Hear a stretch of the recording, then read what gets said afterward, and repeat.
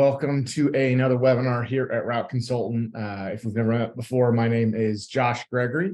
I am one of the directors here. I help lead the consulting and training teams here. And I work with buyers who are new, looking to get into the space, trying to learn about the space, and current owners who are trying to optimize and improve their businesses and find out what's new and happening in the industry. So I work on both sides of things. And for everybody else who's been here before, all of our regular attendees, welcome back. And again, whether you are brand new and this is your first webinar or you've been coming to these for years, we still want this to be a place where everyone can come together, learn, and hopefully have a little bit of fun. And at the end of the day, have all of your questions answered, or as many as we possibly can. So before I get into it, I do have to quickly read the disclaimer, as I do every week. So Route Consultant is not endorsed by and is not recommended by Federal Express Corporation, FedEx Ground, or Amazon. Route Consultant is not sponsored by, is not approved by, is not associated with, and has no connection whatsoever with Federal Express Corporation, FedEx Ground, or Amazon. So all that to say, you won't hear anything materially non-public here today, but you will hear some hopefully helpful things, some updates, and hopefully you'll have learned something coming out of today. A quick reminder before we get into things, we do have our biggest event of the year coming up next month, and that is our expo, or our large contractor party that we have in July in Las Vegas every year. And so this year it is at the Paris Hotel. It's July 28th through the 30th. And again, this is open for contractors and current, prospective investors. So anyone is welcome to come and attend. And it is completely free to attend, but it is something where we'll cover the food, the drinks, the event is free. All you have to do is find your way out to Vegas and get a hotel room. And so importantly, again, that hotel block does sell out. So make sure you go ahead and reserve a room so you can end up being close to the action. And, there's a ton of things to look forward to, updates around what's coming to the industry and what you can expect. A few things that we're going to highlight that are new this year. And if you haven't seen yet, our headline speaker this year is actually Kevin O'Leary from Shark Tank. So hopefully you can all come out. Hopefully I will see all of you there and we can meet in person as well. And again, that is on July 28th through 30th in Las Vegas. Now, for everybody, the way that today will work, we're going to go through some content and then we'll open up to a Q&A at the end. And importantly, a tradition we have here every week is when we open it up to Q&A and are answering all of your questions, before we answer your question, we want you to answer ours. So the question of the day this week is, what is your most controversial food opinion? And I'll let you take that wherever you want. But whatever your most controversial food opinion is, whatever it is, type that in to the Q&A button at the bottom before you submit your question, and we'll go over those answers, and then we'll answer your question live as well. And again, put it in the Q&A. If you put it in the chat button at the bottom, I'll miss it. So make sure you put it in the Q&A button at the bottom. Last thing before we get to the content today, we had two new listings this week. One is a P&D listing out of Georgia at $925,000. It's operating at a really high margin as well, over 20% margin. It has a manager and 8 trucks, and these are all pretty new trucks as well. The second listing we have is out of Kansas. It is 17 P&D routes at $900,000. And this one has a manager with a lot of tenure. It has 21 trucks and 4 spare trucks. And it may be eligible for SBA financing as well. So if either of those two in Georgia or Kansas are interesting for you, reach out to our team and we can get you those details. So now that we've gone through all of that, today, what we're going to be talking about today is I've actually brought Jesse Smith on to help go over some of the updates and clarifications on the metals program with FedEx, which we've talked about before, but there's, we've got some updates and some things to kind of explain for everyone. We want you to be familiar with these. So Jesse, you can come on now and I will let you take it from here. Hey, Josh, thanks. Hey, everyone. Glad to be back with you guys. It's always a shift for me being on this side of, being introduced and then introducing someone. So we always have fun here. But so a few months ago, if you guys remember, we brought you our first big look into metals. And just by the way, I don't think I said this last time, but metals actually is an acronym. If you're not familiar with FedEx Ground, they love their acronyms. So this one actually stands for Model Excellence Driven by Analytics of Last Mile Service. So they're like, how can we string these words together to make metals? But they did it, and it kind of makes sense. But anyway, so that's what that stands for. What that means is that they have now put contractors into 3 categories. You're either a gold, a silver, or a bronze. And that's based on several different factors, which I'll get into in a second. But what this means for your contract is essentially a gold operation is a very well-oiled machine. This is the things, they're doing all the things that FedEx wants to see in terms of what they're measuring and wanting their KPIs to be. A silver is meeting their contractual obligations, maybe better or less well, but they're doing what they're supposed to do. And then bronze is sort of the lower tier of opportunities to improve the business. So there's going to be things we'll talk about with each one, but that's kind of the broad overview of what metals is. This is a P&D only program. And so line haul contractors, you're not going to be in this. You will not be ranked gold, silver, bronze. That you have your own stuff that you're measured by. So this is P&D contractors only. So the analytics that they're looking at are gathered into what's called a service provider results summary. And yes, they had to give that an acronym too, the SPRS. So the analyzed metrics in the service provider summary are, if you're taking notes, go ahead and make some notes here. Safety is the big one. Okay, that's 45% of your score that you're ranked by is measured in your safe operations of your business. Now that includes both your accidents out there on the road, if you have some sort of an incident on the dock, anything that would go into a safety category, safety incident in FedEx's eyes would count towards that safety component. Then you've got your service, that's 40%. So that is essentially your pickup and delivery results. Have you met your 99% service threshold? Have you missed any pickup windows? Have you missed any pickups entirely? That's your service component. So we're already up to 85%, right? So those are clearly the 2 bigs. So now we've got a 9% one at customer experience. And this is going to be lack of complaints, disputed deliveries, things like that, things that are, you're delivering on customer expectations. That's really what this one's about. That's 9%. And then the final 6% is productivity. Now, I think originally when they rolled this out, they had this one packaged into service, and there were just 3 components, but they've since siphoned this one off into its own metric. So the final 6% is basically how well are you managing your resources and putting them, applying those resources. And it's not just drivers, it's total cost. They're looking at other costs. We don't know what all of those are at this moment, but we do know that it's what's the total cost that you're putting in to getting these packages picked up and delivered. That's 6%. So another way you might hear this one talked about is dispatch. Are you putting the right number of trucks on the road? And some P&E managers will say, if they talk to you about your ranking, they might say you're over dispatch. Everything else looks good, but you're dispatching too many trucks each day. So that's kind of what we're looking at. It's safety of 45%, service at 40%, customer experience 9%, and productivity at 6%. Now, along with that, let me just caveat that real quick and say, within those metrics, we're not really sure which things count most. And what I mean by that is, let's say you miss a pickup. Now, traditionally, that's been a pretty uncomfortable conversation with terminal management if you miss a pickup window or miss the pickup entirely. If you miss your service by 0.2%, you're 98.8 or whatever, yes, the terminal manager is going to talk to you, but they're not going to hunt you down the next morning like they would over a missed pickup window. So we're going to assume that the things that were considered more important to FedEx before are probably getting weighted more important in the metals rankings. Again, we don't have that on paper, but we can assume, we can kind of infer that that's what's going to happen here. So just be aware of that. If there's things that your terminal is really focused on in one of these areas, it's probably going to hit your metrics and your metals a little bit harder. So what I want to do real quick is give you a real world example of what a silver metal looks like. Now, I'm gonna say silver trending silver because there's one more component of this that I need to discuss real quick.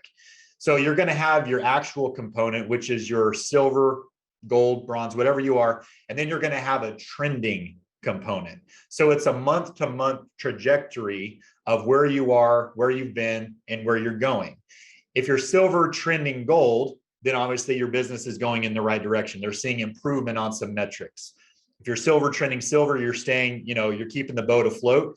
Nothing wrong with that. And then silver trending bronze is obviously you're going in the wrong direction. You're slipping on some things, and your terminal is going to want to have a conversation with you about that. But here's an example of a silver trending silver business. Okay, so this is slightly less than a year's worth of data that they're being judged on since the metals was rolled out in their building. So this is a small to medium sized business. They've maintained a 99.75% inbound service average for their deliveries, never below 99.4. So that's kind of more of a median, is that 99.7. They've never been below 99. So they have very, very good service.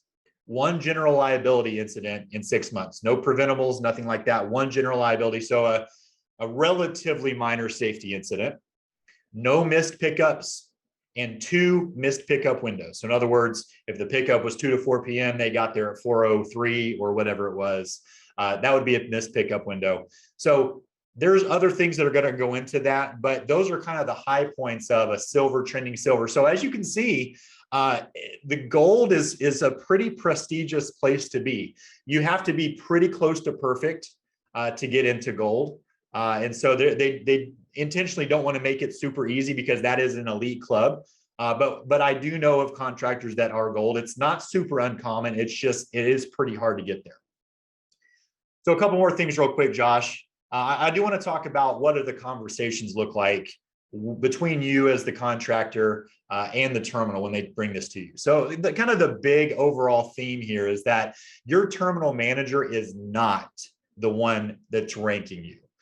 These are metrics. These are pretty much absolute metrics that are coming down from Pittsburgh. We don't believe that it's weighted against other contractors in your building. We don't believe that's happening. We see this from what we've seen so far. It's pretty much an absolute rating scale. So if you're a small, medium, large business, it's not generally going to depend on that, because a lot of the things in these metrics are things you should be doing no matter the size of your business. And so your terminal manager may let you in on how many contractors in your building are in the different categories, but don't expect to get names. They're being told to kind of keep this close to the chest, and understandably so, right? They don't want to breed hostility between the different business owners. But I would just kind of expect from the terminal manager, they're only getting sort of a high level overview from district, which is getting it from regional, which is getting it from Pittsburgh. Like, it's being passed down the chain, and the terminal managers and P&D managers, whoever is having the conversation with you, they're kind of getting that end product that they're passing along to you. They're getting the deliverable that's going to you, and they really don't have a whole lot of say. And so what I would really caution everybody here is, there's a good component and a bad component. The good component is, since your terminal manager can't really do much about it, there's really no need to get upset with them or have any kind of a hostile conversation with anyone at your terminal whatsoever, even if it's not a good result. Because even if they wanted to, they can't really do anything about it. They might be able to pass on a good word along to district, and district can pass that up the chain. But in terms of them having an influence over your ranking, they really can't do a whole lot. So these conversations just need to be information meetings, right? They're giving you the information they've gotten from the SPRS, and you're saying, okay, got it. Here's what I'll work on. Typically, they will give you a focus area along with your stats. And so there will be a component of, hey, you're good here, you're good here. You can work on this, and then you're good over here. So they will give you sort of something to work on going forward. It's not just going to be, hey, here's where you stand in each of these metrics. Here's one where you're low, and they'll make sure that you understand that. And so again, don't expect a ton of extra detail. Don't expect the conversation to bring about a huge change in your ranking because of a good or bad conversation with your terminal manager. Again, they're just the conduit passing on the information. The renegotiation process. This is one thing that we have seen some contractors really kind of get a little bit antsy about, and understandably so. So let me break down the different tiers, the different metals in terms of what it means for the renegotiation. So when you're within 6 months of your contract, your agreement coming up to an end, they're going to notify you of what your metal status is. And so they'll give you some time. They're not just going to tell you right before, hey, you're bronze and we're not going to continue contracting with you, right? That's not how they do it. They'll give you plenty of runway if there's any issues to get ironed out. They'll give you plenty of runway. But 6 months is kind of when they're going to put this on your radar. If you are in a gold, they will pretty much at that point, unless you just take an absolute nosedive in the next 6 months, you're going to be absolutely safe to get first right to renegotiate your business. That's not going to be an issue. And in addition to that, they've already had exclusive events in Pittsburgh. They had one a couple months ago that they invited all the gold contractors to meet with some of the Pittsburgh brass from FedEx Ground. So they're trying to do some extra things on top of everything else for the gold contractors. So gold, you're good. Silver, you're good. Silver is essentially, unless you're silver trending bronze, you just kind of keep on course and you're going to be just fine. You will have first right to renegotiate your contract. You're going to be just fine there. Now, bronze is where it gets a little bit spiky.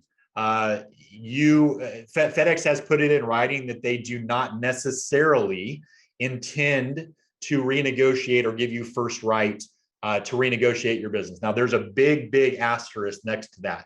They've also put in writing, if you have had a long trend of silver or gold, and it's just sort of a one-off that's put you in bronze, you're also going to be fine. Okay. They're not looking to just kick you out. It's just sort of a new way for them to say, okay, we've got these metrics over here. We're compiling all of this into a more easy to understand thing called bronze, which means you need to work on your business or we may not continue to do business with you. Again, it's nothing you need to be worried about because you have plenty of time to get it fixed.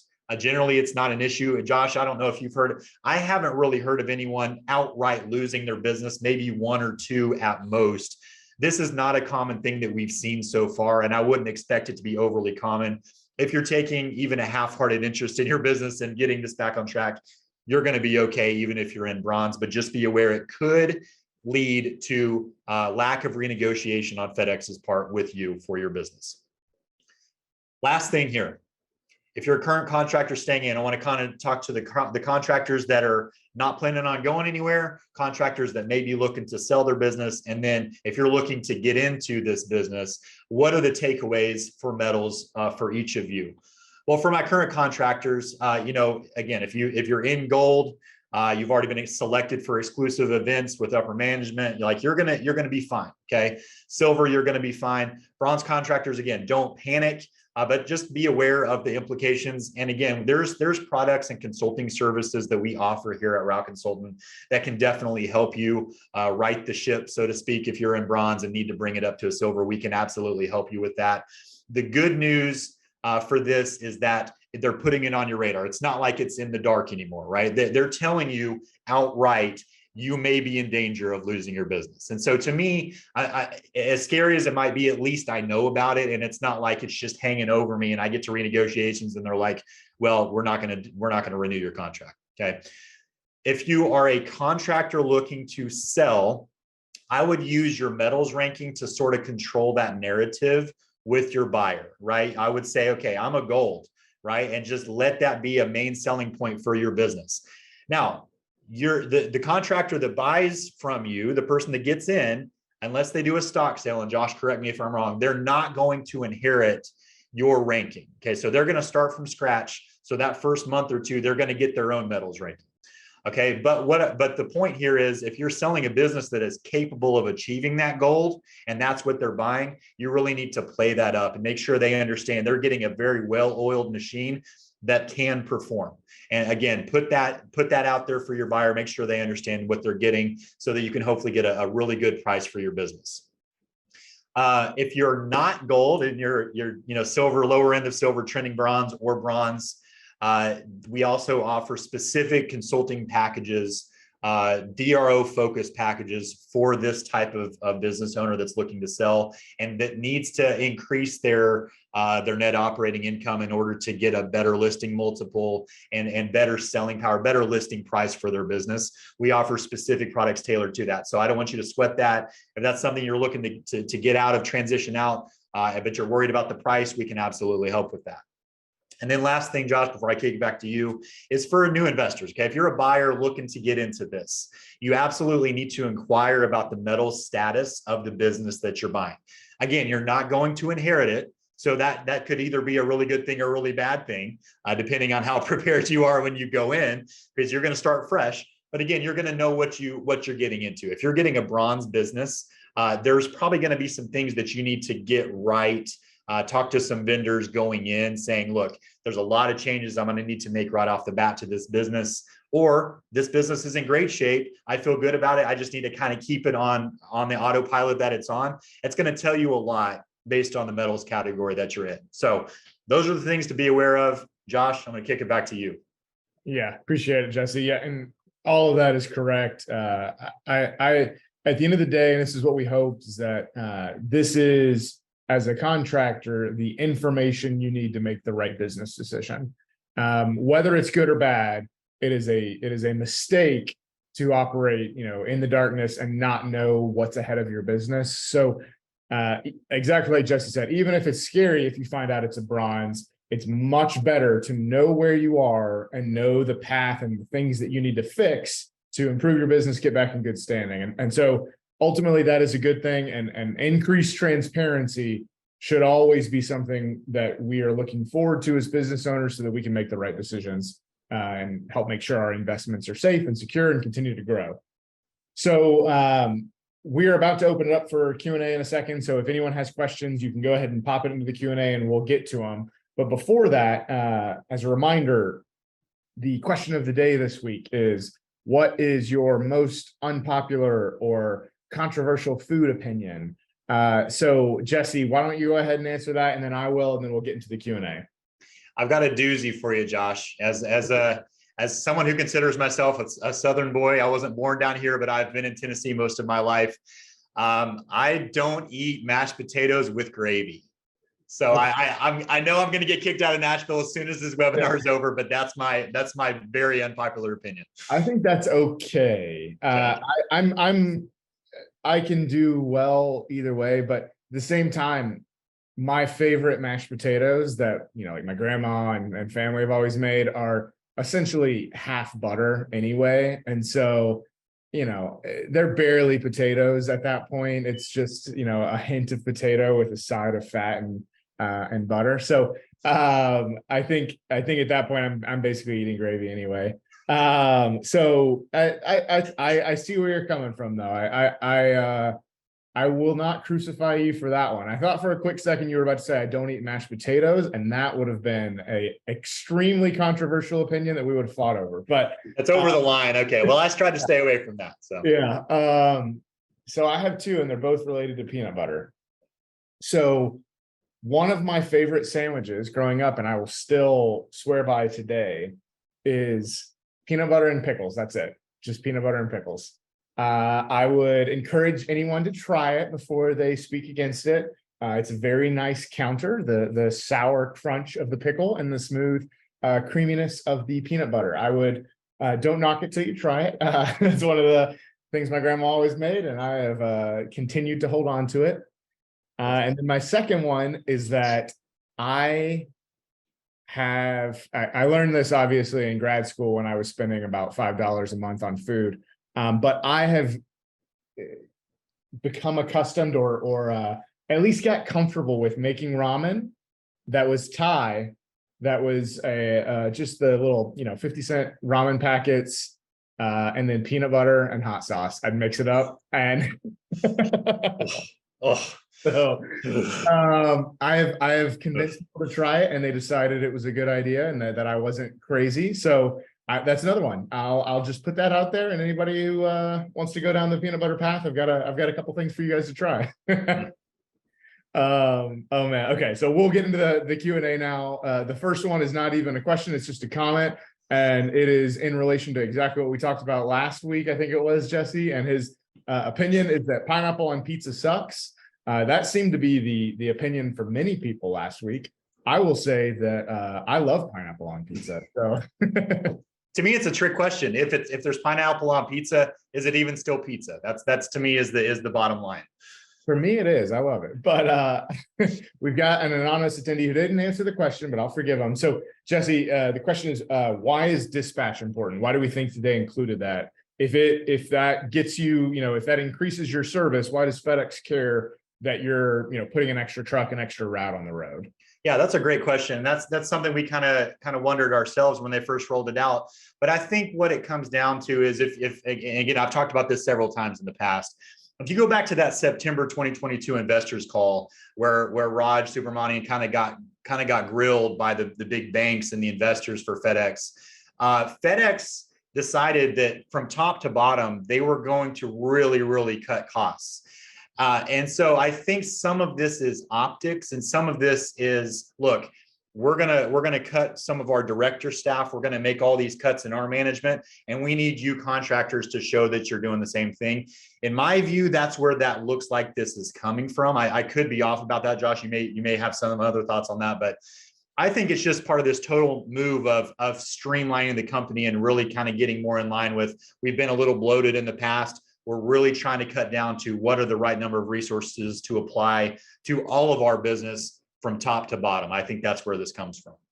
Yeah. And along those same lines, it's FedEx basically saying, we want you to be profitable. We want you to make money. If you're not profitable and not making enough money, that's a risk for us that you won't be successful. So one of the factors they've seen is that if you run a more efficient number of routes, then your profitability increases. So that's a part of it. And it's the same thing Jesse's talking about. At the end of the day, we need FedEx to be profitable as contractors. If FedEx is not profitable, not making money, they can't pass that on to us. They won't be successful. That needs to happen. They also need us to be profitable. They need the contractor to be able to be successful, to make money and operate in a way that they are still able to run the business, still want to run the business, and aren't going anywhere. So both of those need to be there. And that's a part of the efficiency conversation. And they want you to be efficient according to their metrics. And that's part of what they're looking at in the metals. It's obviously not as highly weighted as some of the others, but it's still something that they want you to spend more focus on. And that's basically what they're indicating with the metals program. I know you mentioned a couple of them, but just kind of re-highlight this. Are there any incentives to staying gold or silver apart from being in FedEx's good books? Yeah, absolutely. There was like I said, there was a gold contractor exclusive event in Pittsburgh back in early April. They kind of wined and dined a bunch of contractors that hit that gold metric, and got to talk to face-to-face a lot of the very high up people at FedEx Ground. They are making an active effort to have more contractor focused events. There's an upcoming event in Orlando, end of next month, early August, that they're from what we've heard, Josh, they're paying the travel expenses within reason. If you're a gold contractor, they're going to get you to Orlando for free. And so they're really trying to be more aware of how are we going to take care of these top performing contractors. And I think we'll see more of that as time goes on. Yeah. And hopefully they do. The theory is that they want to listen to their gold contractors to figure out feedback and hear from them on the ways to improve the space for everyone. We'll see how much they actually take that into account. You never know. And it's not always going to be, like they listen to your feedback and implement a change the next day. FedEx is still a large, slow moving $1 billion company, but it is a positive sign that they're listening to the contractor and actually getting feedback. We want that to be the case. We don't want there to be a wall between contractors and FedEx. And so we'll continue to see how that may or may not evolve when it comes to, are there more things offered to gold, or is it just going to kind of be something where they have special events and they get feedback? But I'm sure FedEx is looking at that as well. This is still a very new program. Yeah, and I forgot there was one more thing, Josh, that I failed to mention earlier. Yeah, so when there's contingency opportunities that come available, these gold contractors are going to be the first call, according to what FedEx is saying. So someone else is failing. Needless to say, I know there's mixed opinions on contingency. Our organization has run contingency before. We've taught people how to do it. And then more recently, we've kind of taken a stand against it. So, I see both sides, but the bottom line here is FedEx wants their packages to be serviced and they want their customers satisfied. Right. And so if they know that there's a contractor that can do the job and one over here is failing, they're going to look and say, hey, I want this contractor over here that knows how to do it to come over here and help. So and they're going to give you those opportunities to earn more revenue. They're going to come to you first as a gold and a high performing silver. Okay, so this is something from Alex. Theirs is not a fan of salmon, but love most other fish. That is, I would say that's controversial. I'd say salmon is one a lot of people like. So, Alex, I'd say that is definitely a controversial opinion. I applaud you for posting it. Question: do you know the like how far the look back period? Is it only 3 months? Is it the whole time you've been a contractor? Is that something they've gone into detail on? No, they have not gone into detail on it. I think the 3 months is right because again, what are they looking at? They're looking at the trend line.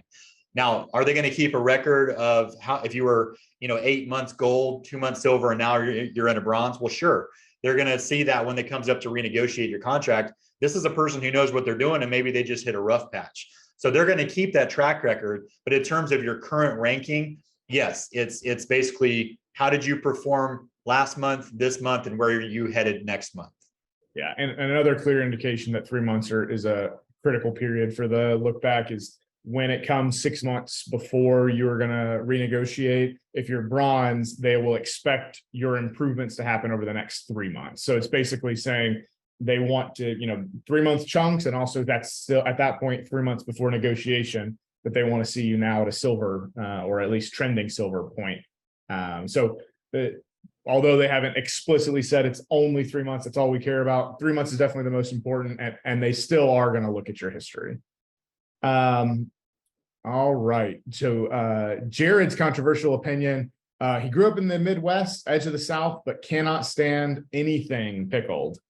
I think outside of pickles, just pickled cucumbers. There's very few things I enjoy pickled either. So I think you're right. It is controversial. There's a lot of people who love a lot of pickled things, but I am not one of them.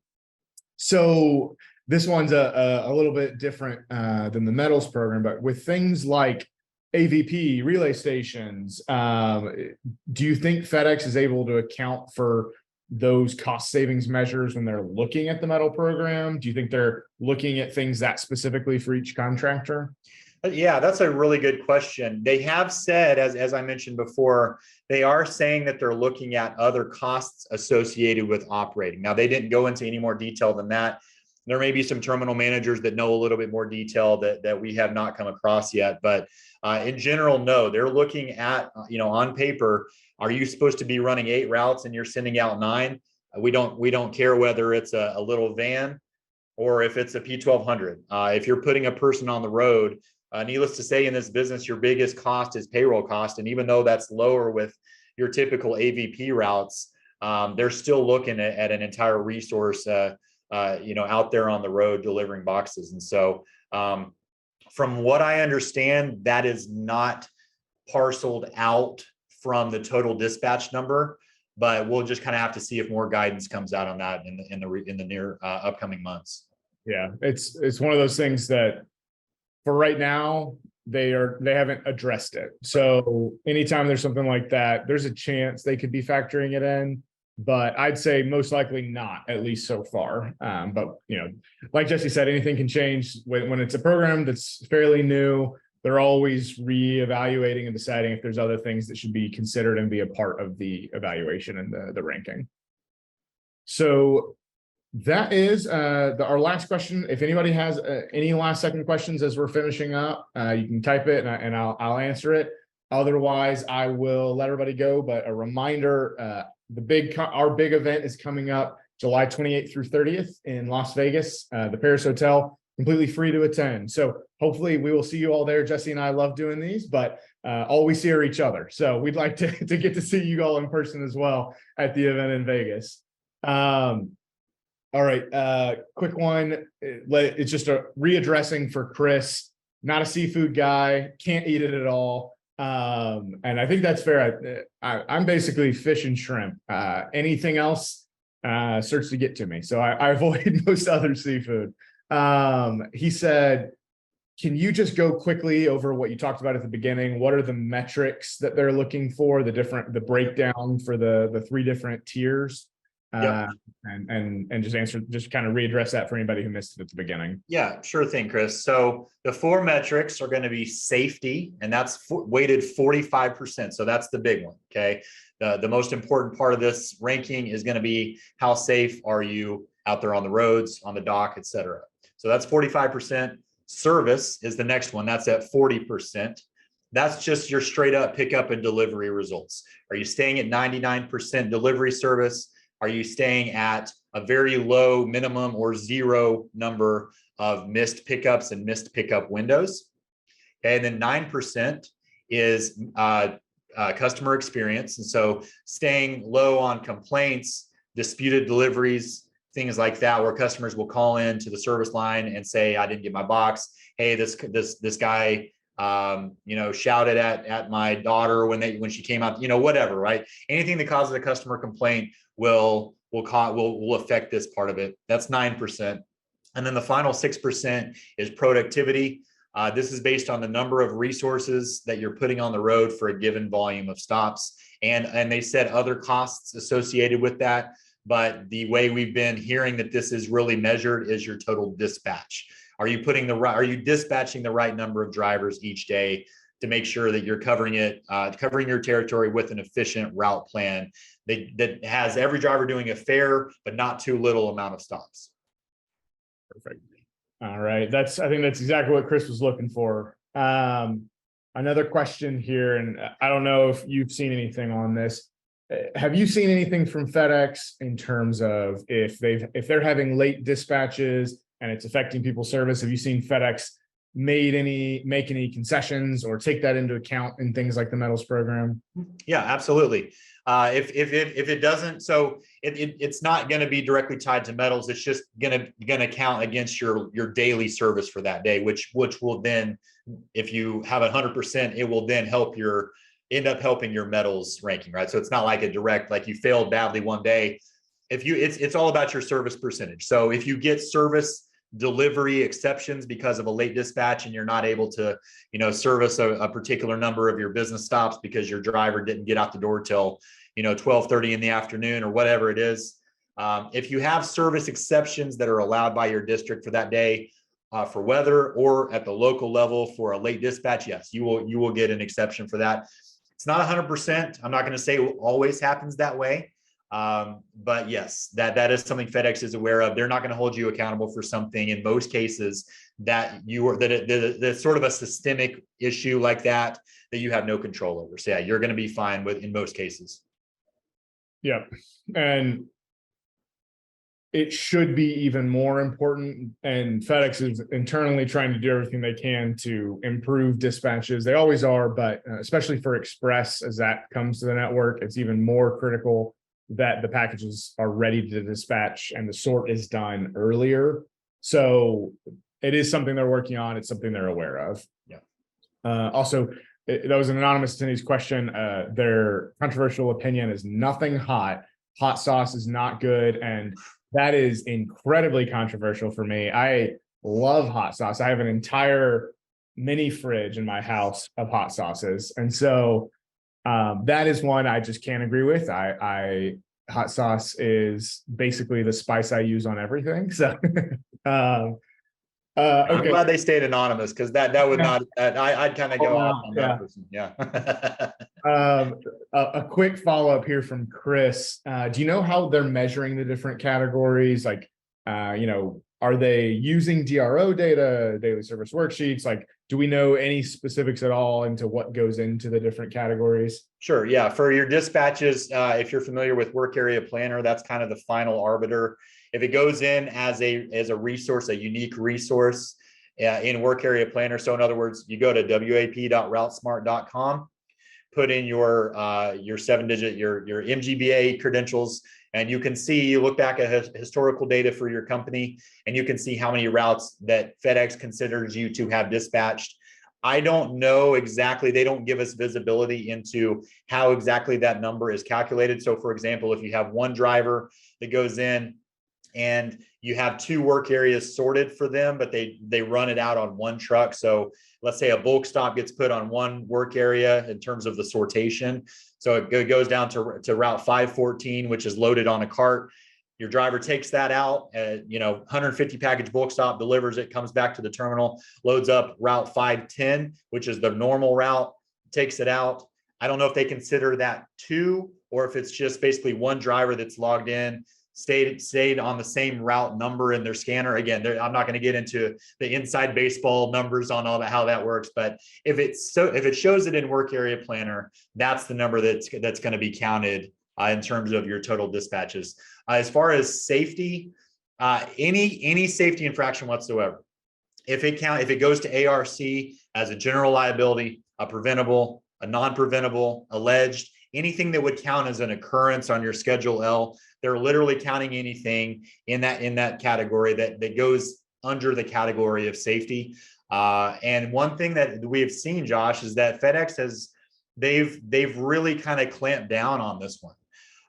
Your non-reportables, things that are ideally they don't need to count against you. Sometimes FedEx says, look, we know that it wasn't really anything that you did wrong necessarily, but it's still like an ambulance was called to the terminal because one of your drivers passed out or something like that, right? Rare situations that are not common, but they still had a file was open somewhere. And so FedEx counts this as a safety incident. I'm just trying to be straightforward with you guys. This is the kind of thing that FedEx is looking at in terms of overall, how safe are you operating your business? How safe are your drivers being? Anything and everything could potentially go in that category. Okay. And then a quick last one here from AJ. Do we know how much Express is going to increase volume? It's going to vary everywhere, region to region, terminal to terminal, what your territory looks like. What we're seeing now is between 5 and 15%. Could be more, could be less. But that's kind of the average. What I'll tell you for sure is if you're interested in Express, hearing more about it, planning around it and thinking about it, it's definitely something we're going to cover in detail at the expo. So if you have questions on that and want to engage with other contractors and talk about it and think about it, it's a great place to do it. But that is kind of what we're seeing right now. And Express is rolling out in stages across the country already. All right. That is all the questions, all we have time for. So I will go ahead and call it for this week. So again, thank you, Jesse, so much for being on here, answering everybody's questions. And thank everyone for joining us today. And hopefully we will see you all next month in Vegas. All right. Thanks, everybody. Thanks. Bye, guys.